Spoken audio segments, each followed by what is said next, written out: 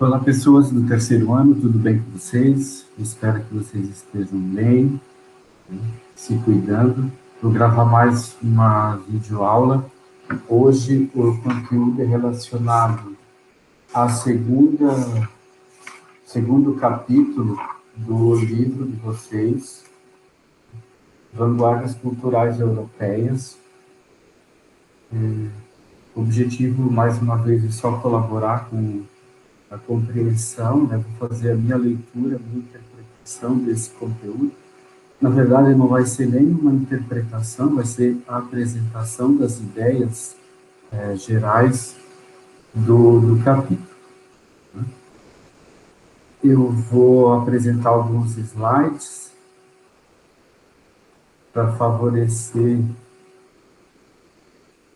o entendimento aqui, para vocês conseguirem visualizar melhor as informações.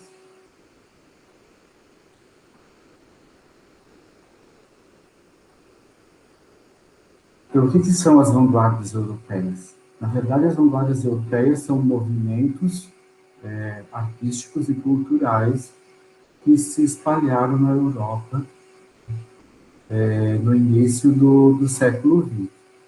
Por que elas surgiram? Na verdade, tem essa frase, ventos de inquietação e de mudança, ou seja, eram ideias de artistas, de pessoas que produziam cultura e que estavam cansados daquilo, da mesmice, né, que eles viviam nos movimentos, e viam nos movimentos literários anteriores.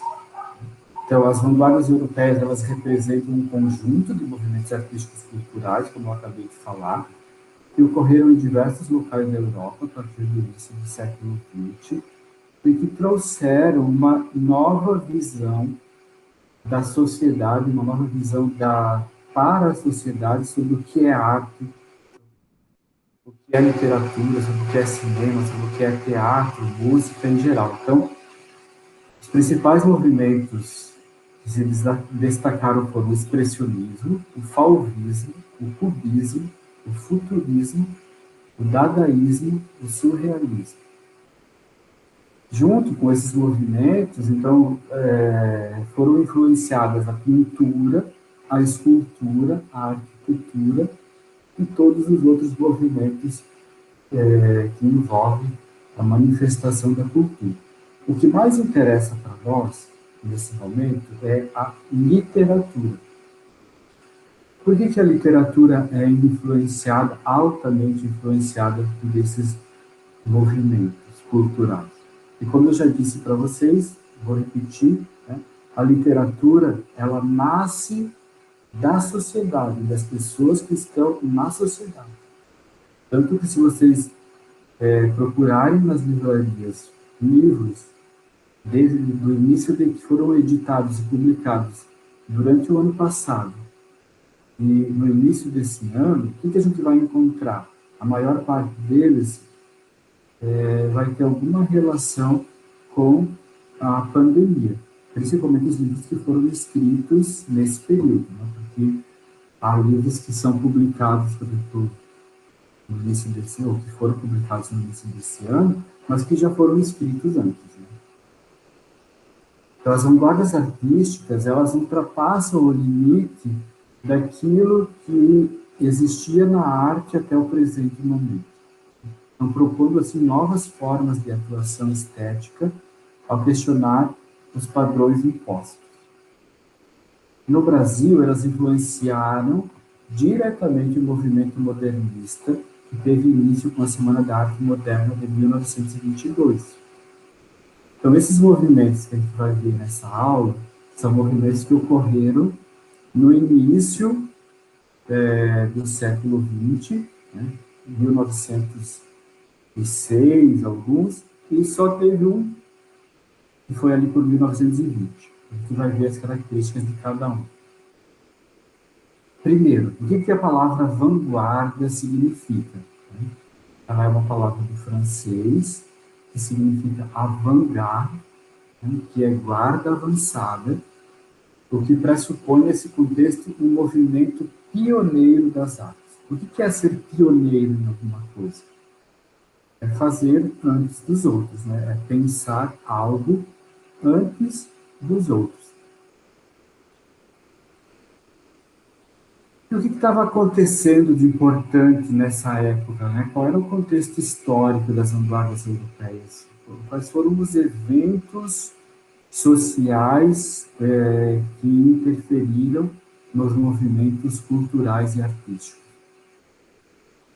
Um deles é a Revolução Industrial, né, no século XIX, e o outro é a Primeira Guerra Mundial no início do século XX. Então, a sociedade passava por diversas transformações, né, principalmente na organização social, que é sair do campo e ir para a cidade, né, deixar de realizar tarefas manuais para passar a fazer tarefas industriais. Com isso se destacam os avanços tecnológicos, os progressos industriais, as descobertas científicas e outros. Né? Se nós temos os avanços tecnológicos que temos hoje, especialmente na área da comunicação, é porque eles começaram a acontecer ali na Revolução Industrial. E aí, nesse sentido, a arte, né, demonstrou a necessidade de propor novas formas estéticas e tentar dar outras características artísticas pautadas na realidade em que eles estavam vivendo. Né? Eles não estavam mais vivendo no período da Idade Média, em que o mais importante meio de transporte eram os cavalos e as carroças. Hoje eles já tinham outras características na sociedade, precisavam de outras características também na arte. Então, dessa forma, os movimentos artísticos europeus, surgidos no fervor das ideias desse período, né, eles foram diretamente contra as ideias da guerra. Por quê? Ninguém gosta de sofrer, ninguém gosta de morte, ninguém gosta de coisas violentas. Basta ver o que está nos acarretando hoje, né, para nós, o que a gente vive hoje que nos faz sofrer. Ninguém gosta disso. Os artistas ultrapassavam, né, utilizavam-se, melhor dizendo, da ironia e da capacidade de chocar o público, né, a fim de despertar outras maneiras de apreciar e refletir sobre a vida. Se a gente olhar alguns memes na internet hoje, algumas questões de arte que são publicadas em redes sociais hoje, também tem um pouco o intuito de chocar. Então, essa questão da arte, da cultura, de tentar ver a vida de uma forma diferente, ela sempre esteve presente e está presente hoje também. E, por outro lado, né, um dos artistas exaltou os avanços tecnológicos e o progresso, né, no caso do futurismo italiano. Não foi exatamente um artista, né, mas foi um movimento cultural, porque os artistas nunca agem sozinhos. Vamos então ao primeiro movimento, ao expressionismo. Ele surgiu em Dresden, em uma região na Alemanha, em 1905. O expressionismo ele foi um movimento artístico que teve origem no grupo Die Brücke, que em português significa a ponte. A ponte significa também passagem e ligação entre dois pontos. Né? Por que se coloca uma ponte sobre um rio? Para ligar uma margem à outra. Então, um pouco esse sentido aí, literal e, ao mesmo tempo, metafórico. Artistas que se destacaram: Ernest Kirchner, Erich Heckel, Karl Scheidel-Rützfu, e eles se uniram para criar esse coletivo colocado na expressão dos sentimentos e das emoções, mas de uma forma diferente do romantismo, que a gente já estudou. Ele possuiu um caráter deveras subjetivo, né, irracional, pessimista e trágico, justamente por enfatizar as mazelas e os problemas do ser humano. Esse estilo de arte, ele vem como uma oposição a outros movimentos anteriores, que era o impressionismo. E agora, pelo jeito, a gente está com uma música de fundo, né, os latidos dos cachorros, que vão ficar atrapalhando. Um outro movimento literário foi o fauvismo, né, um estilo de pintura baseado na intensidade cromática, que era na simplificação das formas e na utilização das cores puras, além de usá-las arbitrariamente sem compromisso com as cores reais, ou seja, eles não estavam mais preocupados com a representação exata de usar uma cor para a cor da pele, uma cor para representar uma árvore, tá? Não tinha mais esse tipo de preocupação. Por conta dessas características, durante o Salão de Outono, alguns pintores desse movimento foram chamados pelos críticos de fauves, ou, traduzindo, né, os feras, uma rejeição ao novo modo de pintar. Então tem uma mistura de ironia nesse conjunto de coisas aí que estavam acontecendo. Já o cubismo, por sua vez, ele foi um movimento artístico pautado na geometrização das formas. Ele foi iniciado em 1907 pelo pintor espanhol Pablo Picasso, com a tela Les Demoiselles d'Avignon, que são as damas d'Avignon. Avignon é uma região na França. Outros representantes do movimento que se destacaram também foram Georges Braque, Juan Gris e Fernand Léger. Essa corrente artística, ela teve como inspiração, né, o trabalho do artista Cézanne, e ramificou-se em duas vertentes, o cubismo analítico e o cubismo sintético.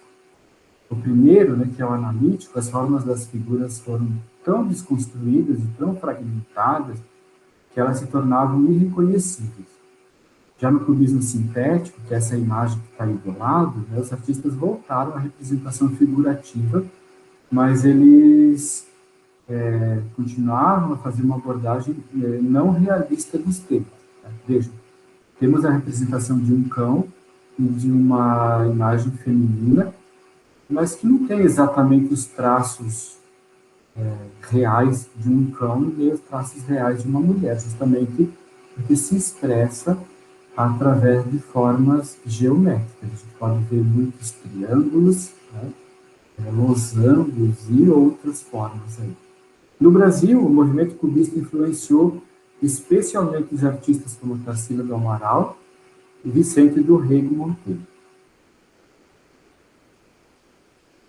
Já o futurismo, esse movimento, ele foi encabeçado pelo poeta italiano Filippo Martinetti, que lançou um manifesto publicado no jornal francês, Le Figaro, alguns também pronunciam Le Figaro, no dia 20 de fevereiro de 1909. No ano seguinte, diversos artistas lançaram um manifesto futurista relacionando diretamente com a pintura. As suas principais características eram a exaltação da tecnologia, das máquinas, da velocidade e do progresso. E essa imagem aí do lado caracteriza muito. Um dos expoentes da pintura futurista foi o artista italiano Giacomo Balla. E outros representantes são Umberto Baccioni, Carlo Carrà, Luigi Russolo e Dino Severini. Já no Brasil, os ideais da Semana da Arte Moderna, né, que inaugura o movimento modernista no país, eles sofrem influências do futurismo muito forte. Isso porque a rejeição ao passado, bem como o culto do futuro, são ideias que impulsionaram os modernistas. O outro movimento interessante da época, chamado dadaísmo, né, ele foi um movimento ideológico e, ao mesmo tempo, ilógico, encabeçado por Tristan Tzara, em 1916, que mais tarde ficou conhecido como propulsor dos ideais surrealistas. Eu vejo que o surrealismo também tem relações com o dadaísmo, que vai surgir um pouquinho depois. Além dele, outros líderes do movimento foram o poeta alemão Hugo Ball e o pintor e escultor e poeta franco-alemão Hans Hahn. As principais características do dadaísmo, então, são a espontaneidade da arte, pautada na liberdade de expressão, no absurdo e na irracionalidade. Veja que essa imagem aí do lado, ela é uma junção de várias coisas, né? Ela tem da passagem bíblica que Jesus andou sobre as águas, porém, o que foi adicionado aí? O skate, né? Quem anda de skate sabe que andar de skate na água ou em lugares molhados não é a melhor opção. Principalmente, eu acho que ninguém nunca conseguiu andar sobre as águas. Então, por isso a questão do absurdo.